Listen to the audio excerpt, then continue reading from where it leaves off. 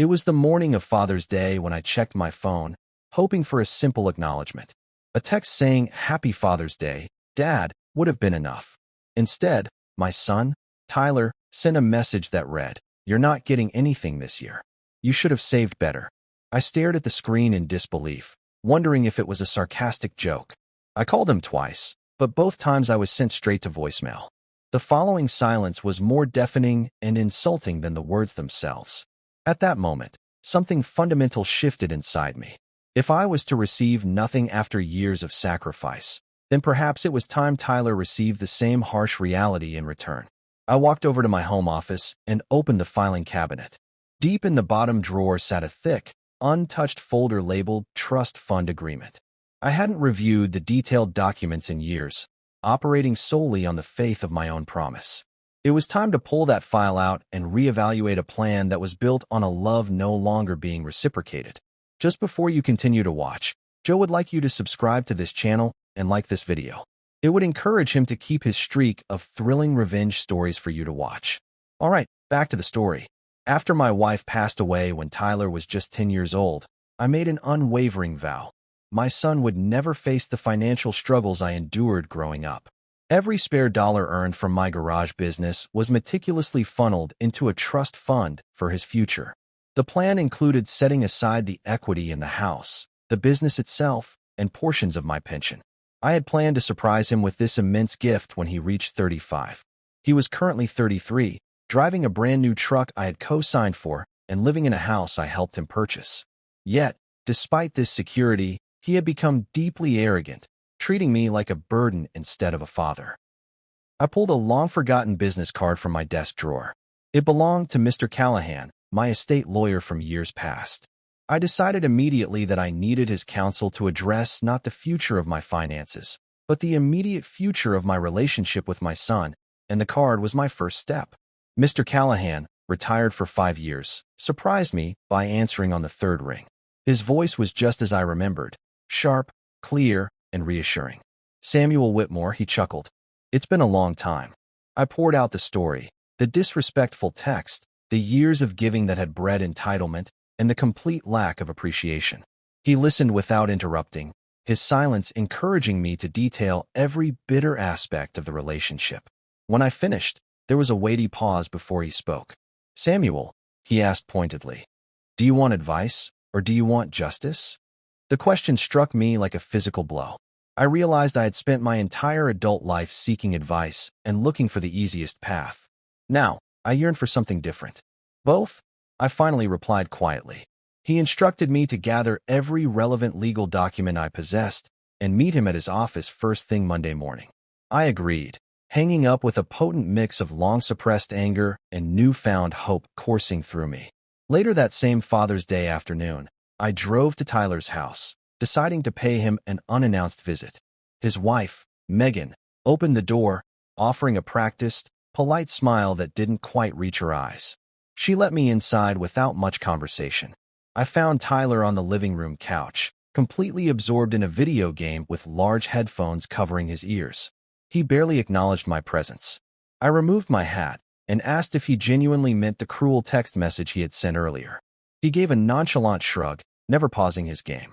"Dad, you're retired now. You should be grateful I let you stay in your own house," he stated flatly. The words were like acid, searing through my chest. As I stood there, the true extent of his entitlement became clear. I noticed that half the furniture in their living room, the coffee table, the bookshelf, a distinct floor lamp, had all been taken from my house without so much as a discussion or an apology. Returning home, I bypassed the kitchen and went straight to the garage, pulling down dusty boxes of old paperwork. I sifted through years of receipts, insurance documents, and legal contracts until I found the title to my house. I checked the names carefully. The title was still exclusively in my name. Tyler was listed only as a successor in the draft will, not a current or vested owner. I checked the vehicle titles next and found the same thing. Everything, the house, the cars, the business, was still legally mine. Tyler had been living under the arrogant assumption that he already possessed it all, but the crucial legal signature was missing. He didn't own anything unless I willingly signed it over. I meticulously stacked every important deed and contract into a neat pile on my kitchen table. On top, I placed a blank sheet and wrote in bold, decisive letters, "Transfer reversal." A genuine smile finally broke through my long-held frustration. Mr. Callahan's office, on Monday morning, was silent and dignified, smelling faintly of old leather and polished wood, the kind of place that commanded quiet respect. He methodically reviewed the documents I provided, turning pages and occasionally nodding. Finally, he looked up with a knowing grin. "You're in luck, Samuel. You never actually transferred ownership. You only prepared the framework to do so." The trust fund I had been building for Tyler was never finalized. The house, the business accounts, the car titles, they were all still legally mine. An enormous weight lifted from my shoulders. Mr. Callahan leaned forward, his voice dropping to a conspiratorial whisper. "We can allow him to continue believing he owns it all," he proposed, "until the precise moment he realizes he doesn't." I loved the sound of his strategic proposal. It was time for a meticulous plan that capitalized on Tyler's own greed and arrogance, transforming the situation into a controlled lesson. Mr. Callahan advised me to maintain a facade of forgiveness and normalcy for the time being. The strategy required me to act like the dutiful, somewhat naive father. I was to invite Tyler over, discuss the future vaguely, and let him assume I was finally updating and finalizing the trust fund arrangements. It was a perfect, simple plan. I would play the part of the forgiving father one last time before the hammer fell. As soon as I arrived home, I put the plan in motion, sending Tyler a text message, "Dinner this Friday. Got a surprise for you, son." His reply was instantaneous, a simple thumbs-up emoji. There was no apology for the Father's Day insult, no attempt at explanation, only transparent excitement about the expected windfall. I placed my phone down and looked out the window with focused determination. Friday suddenly felt too far away. This time, I would be the one orchestrating the entire scenario, holding all the power until the very last, most revealing moment. Tyler arrived for dinner on Friday, 20 minutes late, exuding confidence and smelling strongly of expensive cologne. Predictably, he didn't bring a card, a simple bottle of wine, or even a token of appreciation. He brought only his expectation and his appetite. I had prepared his childhood favorite, steak and potatoes. We ate in a strained silence for a while until I casually introduced the planned subject. I mentioned that I had a meeting with my lawyer scheduled for the following week. "Just to finalize some things," I said calmly, deliberately cutting into my steak. His fork stopped midair. I watched the greed flicker and intensify in his eyes as he leaned forward abruptly. "Finalize what?" he asked, his tone betraying his interest. I kept my voice light and vague. "Oh, estate matters. Making sure everything is in proper order, just in case." He smiled wide, a calculating, unsettling expression. "Should I bring my signature pen?" he joked, completely serious underneath. I simply nodded and immediately changed the subject. Before Tyler left that night, I executed the next subtle step of the plan. I informed him that my lawyer needed to verify his current contact information for official estate purposes. He didn't hesitate or question the request. He eagerly supplied his new address, his current phone number, and even boasted about an upcoming vacation, clearly believing the documents were being prepared in his favor. I pretended to diligently write everything down in a small notebook, playing the role of the proud, slightly senile father. Later, I recalled Mr. Callahan's words from our meeting. "The best trap is the one they walk into themselves." Tyler departed my house, smiling broadly, undoubtedly imagining the vast future he would soon possess. He remained blissfully unaware of the true consequences heading his way. As I secured the door behind him, the anger had been replaced by a strange, resolute calmness. The entire endeavor was no longer about simple revenge. It was about administering a tough, long-overdue lesson in respect and responsibility. The following Monday, I returned to Mr. Callahan's office, my mind perfectly clear and settled on the course of action. We sat down and immediately began the process of redrafting my entire will.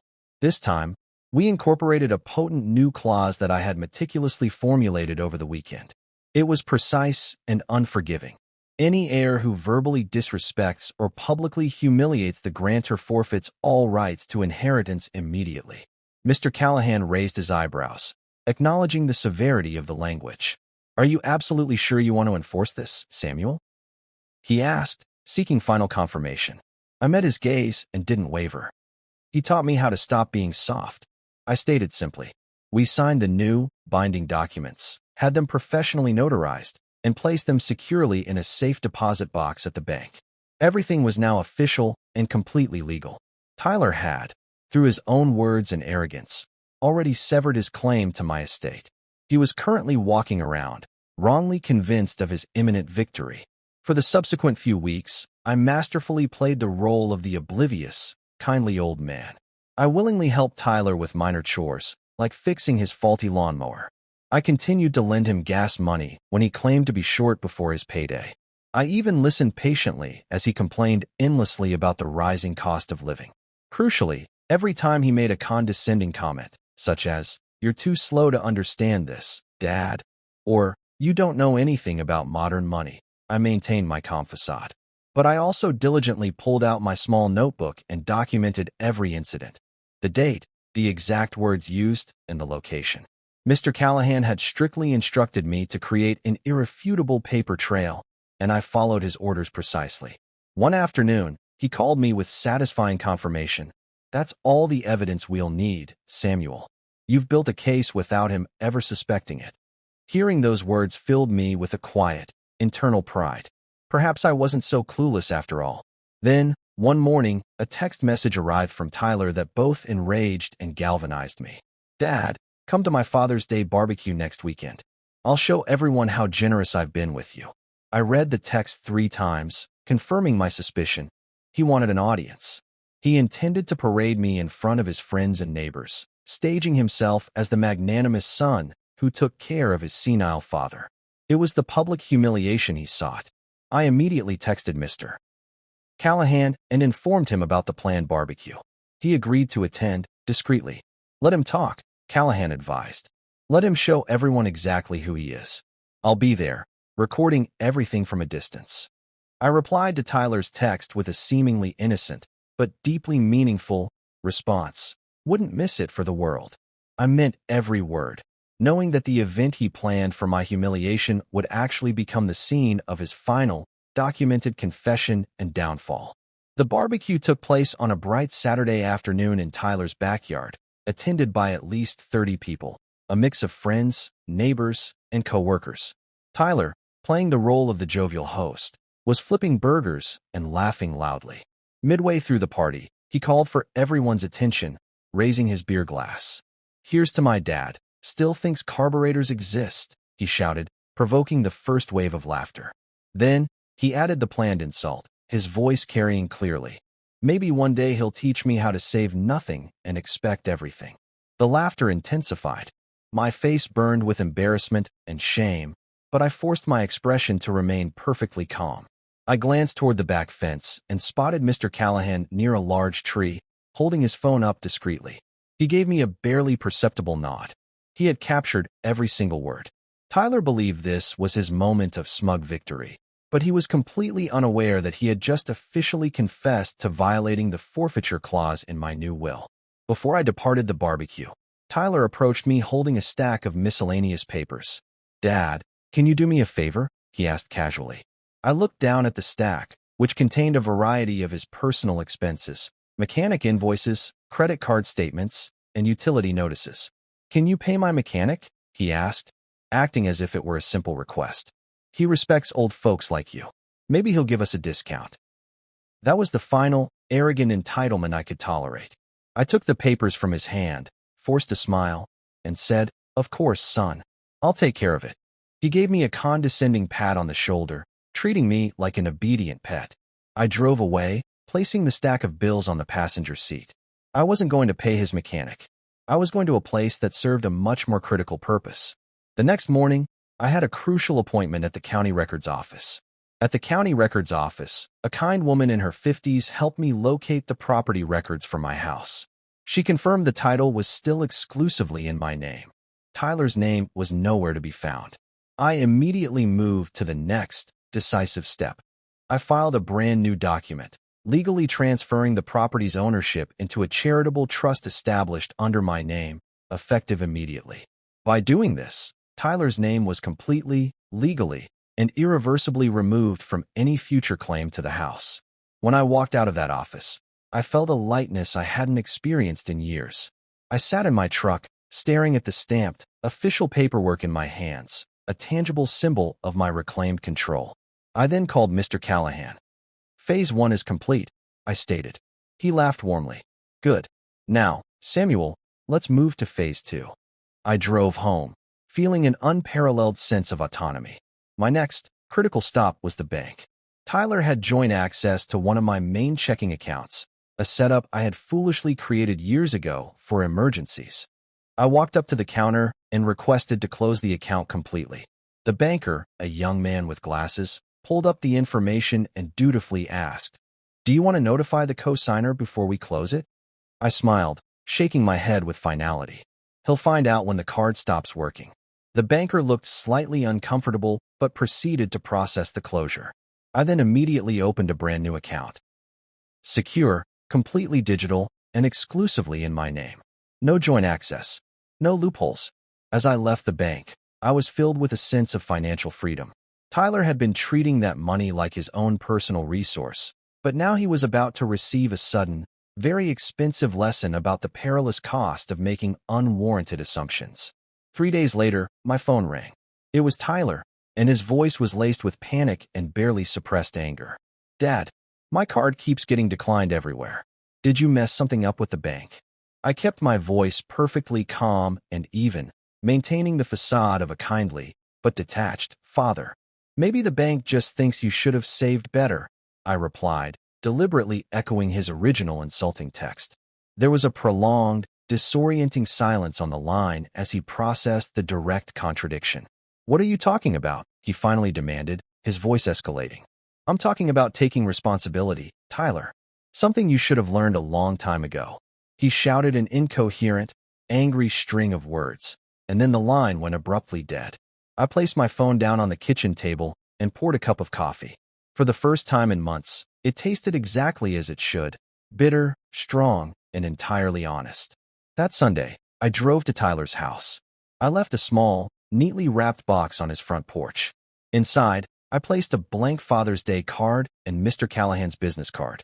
I had written a short, pointed note inside the card. "You said I'd get nothing. So here's my gift to you. A conversation worth having." I didn't knock or linger. I simply drove away, completing the delivery. Less than 10 minutes later, my phone rang. It was Tyler, his voice shaking with pure fury. "What is this?" he screamed. "What are you trying to do to me?" I kept my voice deliberately calm and flat. "I'm not trying to do anything, son. I've already done it. If you want to know what you're entitled to now, call that number."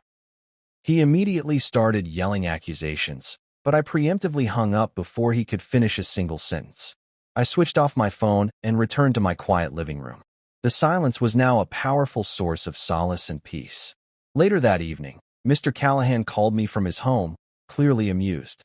"Your son called me today," he laughed. It lasted all of 3 minutes. I asked for the details. Callahan explained that Tyler had immediately demanded information about his inheritance, yelling and foolishly accusing me of being senile. Mr. Callahan had calmly informed him, "Everything you think you own was never actually yours. It's all been reassigned." He then deliberately read the full forfeiture clause from the new will aloud, word for word. Tyler had responded with a furious, futile shout of, "I'll sue you both," before slamming the phone down. Callahan chuckled again. "He won't sue, Samuel. He has no case. He's simply bluffing." I thanked him for his firm handling of the situation and hung up. Sitting back in my chair, staring at the ceiling, I felt a deep, profound sense that I had finally acted rightly. It wasn't the easy choice, but it was the ethical, necessary choice for both of us. That same night, a furious, sustained pounding began on my front door. I knew it was Tyler before I even glanced through the peephole. I opened the door slowly, finding him red-faced, panting, and shaking with rage. "You can't do this," he shouted, desperation overriding his anger. "I built my entire life around your promises." I looked him directly in the eye, my voice quiet and steady. "So did I," I replied. His anger stalled. For a brief, terrifying moment, I saw a flicker of confusion, maybe even a sliver of guilt, cross his face. But it disappeared quickly. I reached into my pocket and pulled out an envelope. It was clearly stamped with the words, "Official copy, revised estate documents." I handed it to him without further comment. He stared at the envelope as if it were a live grenade. "What is this?" he whispered. I stepped back, preparing to close the door. "Read it and find out." Tyler tore the envelope open right there on my front porch, his hands visibly shaking. I watched through the screen door as his eyes rapidly scanned the pages of the revised will. "You put in a rule about humiliation," he finally managed, his voice barely above a whisper. I nodded, confirming the clause. "Consider it payment for every joke, every insult, and every Father's Day you forgot." He opened his mouth, attempting to form an argument, but the words failed him completely. His mouth simply opened and closed like a fish out of water, his entitlement giving way to raw panic. Finally, he looked up at me, his eyes wide with a total understanding of his loss. "So, I get nothing?" he asked. I didn't rush to answer. I allowed the heavy silence to linger between us for a deliberate moment. Then, I offered my final, non-monetary gift. "You get something money can't buy." He stared, waiting. "You get time to grow up." I finished, and then I calmly closed and locked the door. Tyler didn't immediately move. After a moment of stunned silence, he stormed off my porch and slammed his truck door with enough force to rattle my windows. His tires screeched as he tore out of the driveway and vanished into the night. I walked back into my living room, sat down in my favorite chair, and listened to the peaceful ticking of the clock on the wall. The house was quiet. I felt no anger, no sadness, only a profound sense of freedom. I was no longer the fool, the perpetual giver, or the person who was constantly being taken advantage of. I had finally drawn a clear, unambiguous boundary and enforced it legally. The next morning, I woke to find a letter slipped under my front door. It was in a plain white envelope with no return address.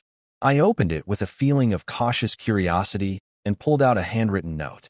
It was from Megan, Tyler's wife. Megan's letter was concise, honest, and devastatingly direct. "I didn't know he treated you that way. I'm so sorry. I'm leaving him." She explained that she had observed the deterioration of their relationship for months, but hadn't fully grasped the severity of Tyler's disrespect until the events of the last few days. She then offered a sincere thank you for the small scholarship fund I had quietly established for their son, my grandson, one of the few financial provisions I had intentionally left untouched. "Your grandson should know what real respect looks like," she concluded in her final sentence. I sat at my kitchen table, reading the letter repeatedly. Tears pricked at my eyes, but I managed to hold them back. I carefully folded the note and placed it in my desk drawer. I realized in that moment that my own personal Father's Day was not yet over. It had simply culminated in a raw, unexpected moment of honest, external validation. I decided to spend the remainder of that Sunday in my workshop, the garage. I made a fresh cup of coffee and sat by my old tool chest, allowing myself to simply breathe. There were no gifts, no cards, and no phone calls waiting for me. Only profound silence and peace. I turned on the radio, and a classic country song that my wife always loved began to play. I closed my eyes, listening, feeling the years of being used and undervalued begin to peel away. I no longer felt like a wallet with legs. I felt like a man who had finally found the courage to stand up for his own dignity. Sunlight streamed through the dusty window, warming my face, and it felt like forgiveness. Not from Tyler, but from myself. I had spent so long trying to be the perfect father that I had lost the self-respect necessary to teach my son respect. My phone buzzed on the workbench, and something told me to look. The message was from Tyler. It was short, carrying a tone of resignation and, perhaps, genuine remorse. "I get it now, Dad. I was wrong. I'll earn my own way. Happy Father's Day." I stared at the screen, suppressing the temptation to ignore it or reply with a sharp retort. Instead, I simply smiled, recognizing the concession. I typed back a concise reply. "That's the only gift I ever wanted." Then I put the phone down and let the message stand. I whispered to the empty workshop, "That's all I ever wanted." The atmosphere in the garage felt suddenly light, as if a long-building storm had finally passed. I looked at Mr. Callahan's business card one last time, the one I'd carried for weeks. Then, I tore it in half and threw the pieces into the trash. I didn't need it anymore. Sometimes, The most powerful resolution isn't about destruction, but about correction. And sometimes, the most precious Father's Day gift is finally being treated with respect. If you enjoyed this story, make sure to like this video, comment, and smash the subscribe button. Also check out other videos on the channel. Joe's got more interesting stories for you.